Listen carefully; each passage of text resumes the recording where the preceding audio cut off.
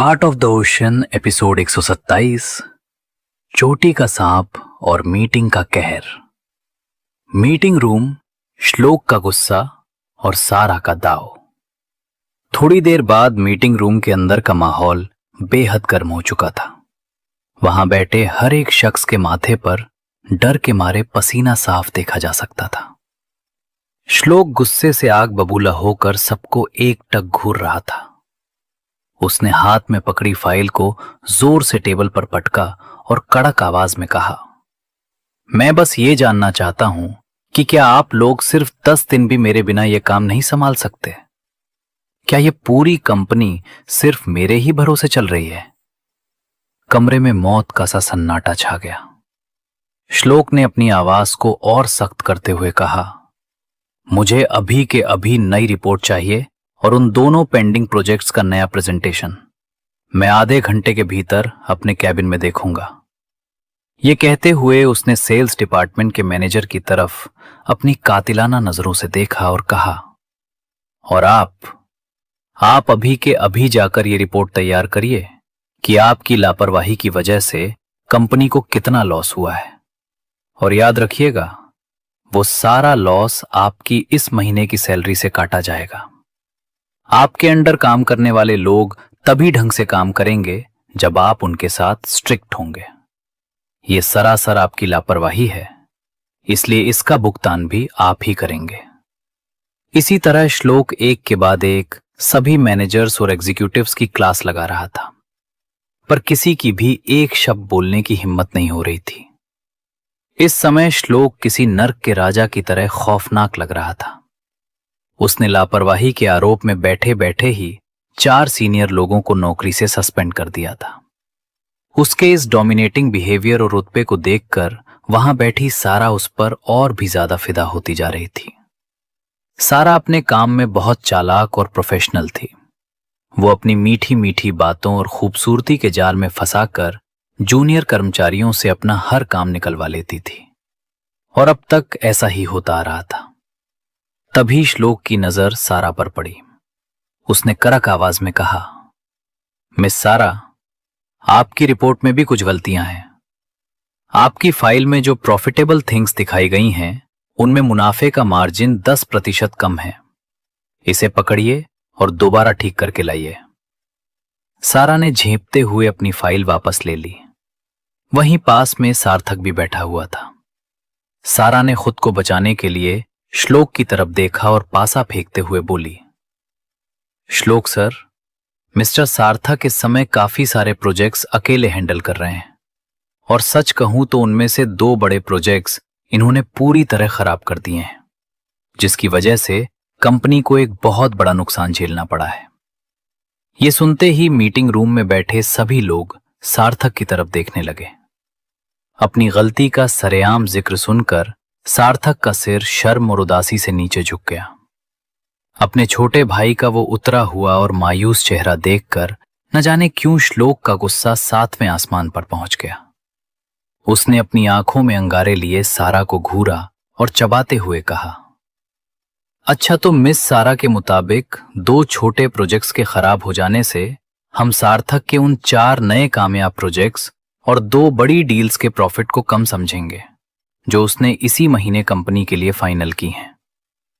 श्लोक ने अपनी उंगलियों को टेबल पर थपथपाते हुए आगे कहा, अब जरा आप बताइए, आपने इन पिछले 2 हफ्तों में कंपनी के लिए क्या प्रोग्रेस की है? पहले तो श्लोक कभी सारा को इस तरह सीधे टारगेट नहीं करता था, पर जब आज उसने दूसरों की कमियां निकालना शुरू किया तो श्लोक ने उसकी खुद की कमियों का कच्चा चिट्ठा खोलकर रख दिया।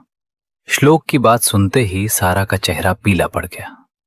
उसे खुद काम करने में उतना मजा नहीं आता था जितना दूसरों पर रौब झाड़कर काम करवाने में आता था। इसीलिए उसके जूनियर्स का काम कभी उस परफेक्शन तक नहीं पहुंच पाता था जो एक सीनियर का होना चाहिए। सार्थक ने जब देखा कि उसका बड़ा भाई पूरी मीटिंग के सामने उसका सपोर्ट कर रहा है, तो उसका दिल अपने भाई के लिए आदर और गर्माहट से भर गया। अब सारा के पास कहने के लिए कोई शब्द नहीं बचे थे, इसलिए उसने नीचा सिर करके श्लोक से माफी मांगी और आगे से मन लगाकर काम करने का वादा किया। मीटिंग काफी लंबी चली और जो भी मैनेजर उस रूम से बाहर निकल रहा था उसके चेहरे पर मायूसी और आंखों में डर के आंसू साफ दिखाई दे रहे थे। कैबिन के बाहर सांप का खौफ और चोटी का राज।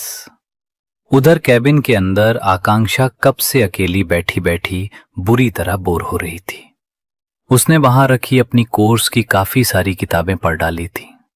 उसकी फोटोग्राफिक मेमोरी इतनी तेज थी कि वो किसी भी पन्ने को एक बार पढ़कर ही हूबहू याद कर लेती थी।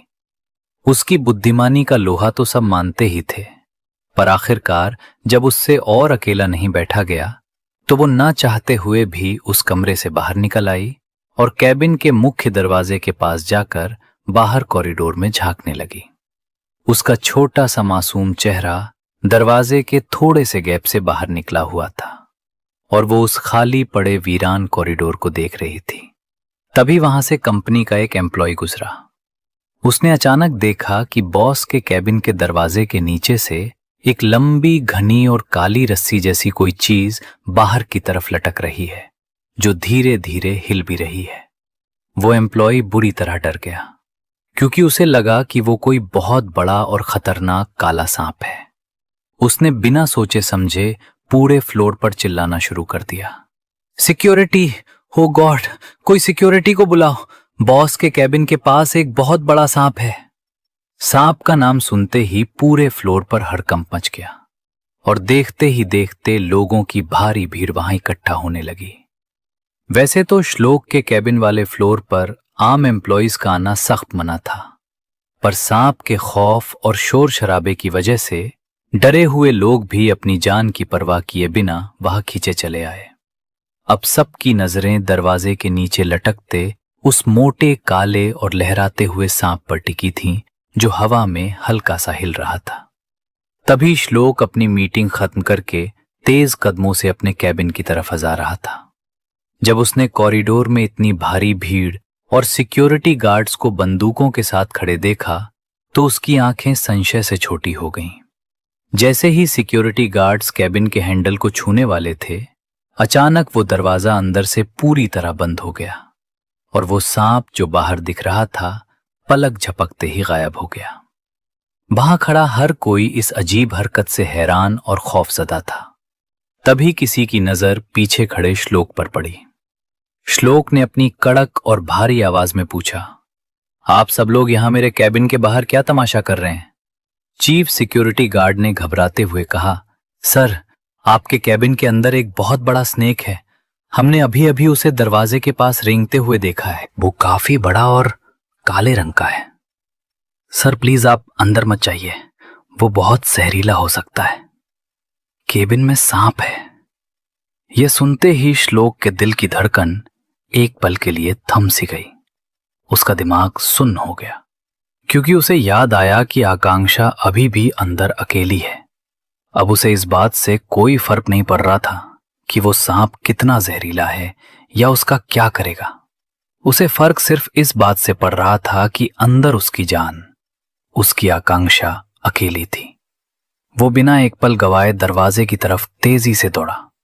अपने बॉस को इस तरह बदहवास होकर भागते देख सारे एम्प्लॉइज दंग रह गए, पर किसी में इतनी हिम्मत नहीं थी कि श्लोक के पीछे अंदर जा सके। सिक्योरिटी गार्ड्स ने श्लोक को रोकने के लिए हाथ आगे बढ़ाए, पर श्लोक की आंखों में उस समय जो जानलेवा और डरावना गुस्सा था, उसे देखकर वे डर के मारे 2 कदम पीछे हट गए। श्लोक ने फुर्ती से केबिन के अंदर कदम रखा और धड़ाम से दरवाजा अंदर से बंद कर लिया। बाहर खड़े सारे गार्ड्स और एम्प्लॉइज दरवाजे से कान लगाकर खड़े हो गए। सबका दिल जोर जोर से धड़क रहा था। तभी वहां सार्थक और सारा भी पहुंच गए और उन्हें पूरी सिचुएशन का पता चला। सार्थक ने घबराकर दरवाजे को पीटना शुरू किया और चिल्लाया, भाई भाई प्लीज ओपन द डोर। अगर सच में अंदर सांप है तो वो आपको नुकसान पहुंचा सकता है। प्लीज बाहर आइए। पर अंदर से कोई जवाब नहीं आया क्योंकि श्लोक का पूरा केबिन पूरी तरह साउंड प्रूफ था। सार्थक ने हैंडल घुमाकर दरवाजा खोलने की कोशिश की, पर वो अंदर से लॉक हो चुका था। इन सब के पीछे देव बहुत ही शांत मुद्रा में हाथ बांधे खड़ा था। उसके चेहरे पर सांप को लेकर कोई चिंता या डर नहीं था। वो श्लोक को बहुत अच्छे से जानता था। वो जानता था कि श्लोक वही डॉक्टर एस है जिसने अफ्रीका के जंगलों में एक बार पानी के अंदर छुपकर हमला करने वाले एक विशालकाय खतरनाक मगरमच्छ को अकेले ही अपने हाथों से मार गिराया था, क्योंकि वो मगरमच्छ श्लोक के रास्ते में आ गया था। जो इंसान भूखे मगरमच्छ का शिकार कर सकता है, उसके सामने ये अदना सा सांप भला क्या चीज था। केबिन के अंदर का सच, नागिन या चूहिया। उधर केबिन के अंदर श्लोक अपने दोनों हाथ सीने पर बांधे खड़ा था और सामने खड़ी उस छोटी सी लड़की को अपनी सख्त नजरों से घूर रहा था, जो अपना सिर नीचे किए मासूमियत से उंगलियां मरोड़ रही थी। आकांक्षा ने बेहद धीमी और दबी आवाज में कहा, इसमें मेरी कोई गलती नहीं है डॉक्टर साहब। गलती तो बाहर खड़े उन अक्ल के अंधों की है क्या? उन लोगों को लड़कियों के लंबे बालों और सांप में कोई फर्क समझ नहीं आता। ये कहते हुए आकांक्षा ने अपनी वो बेहद लंबी और घनी चोटी अपने हाथ में उठा ली। असल में जब आकांक्षा केबिन के दरवाजे से बाहर कॉरिडोर की तरफ झांक रही थी, तो उसकी वो कमर से नीचे तक जाने वाली लंबी काली चोटी जमीन पर लहरा रही थी। और जब उसने बाहर लोगों को चिल्लाते सुना कि श्लोक सर के केबिन में काला सांप है, तब जाकर उसे समझ आया कि वे बेवकूफ लोग आखिरकार उसकी चोटी की ही बात कर रहे हैं। इसीलिए उसने हड़बड़ी में तुरंत दरवाजा बंद कर लिया था। श्लोक को समझ नहीं आ रहा था कि वो इस बात पर हंसे या अपनी बीवी पर गुस्सा करे। उसने अपनी उस बेहद मासूम वाइफ की तरफ देखा, जिसने अनजाने में ही पूरे ऑफिस को सिर पर उठा लिया था। उसने अपना चेहरा जानबूझकर सीरियस करते हुए कहा, तुम्हें अंदाजा भी है आकांक्षा, इस वक्त बाहर पूरा का पूरा ऑफिस बंदूकें लेकर खड़ा है, सिर्फ ये देखने के लिए कि आखिर कौन सा खतरनाक अजगर मेरे केबिन में घुस आया है। ये कहते हुए उसने आकांक्षा के बालों की उस लंबी चोटी को अपने हाथ में ले लिया। श्लोक की इतनी तेज और भारी आवाज सुनकर आकांक्षा सचमुच थोड़ा डर गई। वो 2 कदम पीछे हटी और सहम कर बोली, आई एम सॉरी। श्लोक ने जब अपनी शेरनी जैसी बीवी को इस तरह डरा हुआ देखा तो उसका दिल पिघल गया। उसने एक झटके में उसे अपनी तरफ खींचा और उसे अपने सीने से लगाते हुए मुस्कुराकर कहा, चलो छोड़ो अब, पर अब ये सोचो कि बाहर जो लोग तमाशा देखने खड़े हैं, उन्हें हम क्या बहाना बनाएंगे। आकांक्षा ने श्लोक के सीने से अपना सिर ऊपर उठाया और उसके हैंडसम चेहरे को देखते हुए अपनी बड़ी बड़ी आंखों से कहा, हम बाहर जाकर बोल देते हैं कि हमने उस सांप को खिड़की से बाहर फेंक दिया। श्लोक में अपना माथा पीटा और हंसते हुए कहा, वाह, और लोग मेरी बात पर यकीन भी कर लेंगे, जैसे मैं कोई सुपरमैन हूं जो इतने बड़े सांप को हवा में उड़ा दूंगा। आकांक्षा ने फिर मासूमियत से अपना आइडिया दिया, तो हम कह देते हैं कि वो खुद ही किसी रास्ते से बाहर चला गया। श्लोक ने अपने चारों तरफ देखा। उसका कैबिन पूरी तरह से हर तरफ से पैक और सील था। उसने गहरी सांस ली, आकांक्षा के इस क्यूटनेस से भरे चेहरे को देखा और कहा, तुम चुपचाप अंदर वाले कमरे में जाओ, बाहर का तमाशा मैं खुद संभालता हूं। आकांक्षा ने जल्दी से हां में सिर हिलाया और दबे पांव अंदर के कमरे की तरफ भाग गई। श्लोक ने अपने चेहरे पर वापस वही पुराना कड़क और खौफनाक एक्सप्रेशन लाया और कैबिन का मुख्य दरवाजा खोला। बाहर खड़े लोग अपनी आंखें बड़ी बड़ी किए दरवाजे को ही घूर रहे थे। जैसे ही सार्थक ने अपने भाई को सही सलामत बाहर आते देखा, उसने राहत की सांस ली और पूछा, भाई आप ठीक तो है ना? क्या अंदर सच में कोई सांप है? श्लोक ने वहां खड़े सभी कर्मचारियों को अपनी जानलेवा नजरों से घूरा और अपनी आवाज को और ज्यादा सख्त करते हुए कहा, यह किस तरह का घटिया मजाक है? अंदर कोई सांप वाप नहीं है, सब के सब तुरंत अपने अपने काम पर लौटिए। और आखिर किसकी परमिशन से आप सब लोग इस रिस्ट्रिक्टेड फ्लोर पर इकट्ठा हुए हैं? उसकी उस डरावनी आवाज और खुली वार्निंग को सुनकर वहां खड़े सभी एम्प्लॉयज कांप उठे। उन्हें तुरंत रियलाइज हुआ कि वे डर के मारे बॉस के नो एंट्री जोन में आ गए हैं, जो कि एक बहुत बड़ी गलती थी। सब के सब पलक झपकते ही वहां से दुम दबाकर गायब हो गए। तभी सारा श्लोक के पास आई और अपनी झूठी चिंता दिखाते हुए बेहद मीठी आवाज में बोली, श्लोक सर, आप सच में ठीक है ना? मुझे आपकी बहुत फिक्र हो रही थी। श्लोक ने बिना किसी भाव के उसे ऊपर से नीचे तक देखा और ठंडे लहजे में कहा, मिस सारा, आपको भी अपने कैबिन में लौटकर काम पूरा करना चाहिए। यह कहकर उसने सीधे सारा के मुंह पर कैबिन का दरवाजा बंद कर लिया। बाहर खड़ा सार्थक मजाक उड़ाने वाली नजरों से सारा को देखकर हंसने लगा। सारा बुरी तरह चिढ़ गई और अपने पैर पटकती हुई वहां से चली गई। कैबिन का माहौल, मेरी प्यारी चूहिया। कैबिन के अंदर पहुंचकर जैसे ही श्लोक ने बेडरूम का दरवाजा खोला, वहां आकांक्षा उसका ही इंतजार कर रही थी। दोनों कुछ पलों तक एक दूसरे को खामोशी से देखते रहे और फिर अचानक पूरे कमरे में दोनों के ठहाके गूंज उठे। श्लोक काफी जोर जोर से हंस रहा था और आकांक्षा भी अपना पेट पकड़कर हंसे जा रही थी।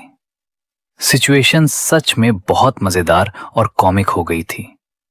श्लोक ने आकांक्षा के करीब आते हुए कहा, सच में यार, कोई भला लड़की के खूबसूरत बालों को सांप कैसे समझ सकता है? ये कहते हुए वो प्यार से उसके बालों को सहलाने लगा।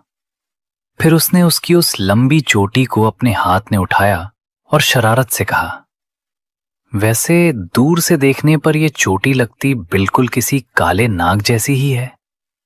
आकांक्षा ने गुस्से में श्लोक के पेट पर एक पंच मारा और मुंह फुलाकर कहा, अच्छा तो क्या मैं आपको कोई नागिन लगती हूं? श्लोक ने खिलखिलाते हुए नीचे झुककर उसके दोनों गालों पर एक प्यारा सा किस किया और कहा, नहीं बाबा, तुम नागिन नहीं हो, तुम तो मेरी नन्ही सी चूहिया हो, मेरी प्यारी चूहिया। आकांक्षा को अब सचमुच बहुत तेज गुस्सा आ रहा था।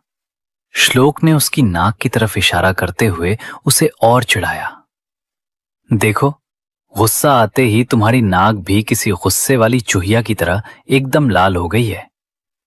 आकांक्षा ने झेप कर अपने दोनों हाथों से अपनी नाक को छुपाया और बिना कुछ कहे गुस्से में पैर पटकती हुई सोफे पर जाकर एक किताब लेकर बैठ गई और उसे पढ़ने का नाटक करने लगी। श्लोक उसे देखकर बस मंद मंद मुस्कुरा रहा था। आगे की कहानी जानने के लिए सुनते रहिए हार्ट ऑफ द ओशन हमारे YouTube चैनल ऑडियो ड्रामा पर।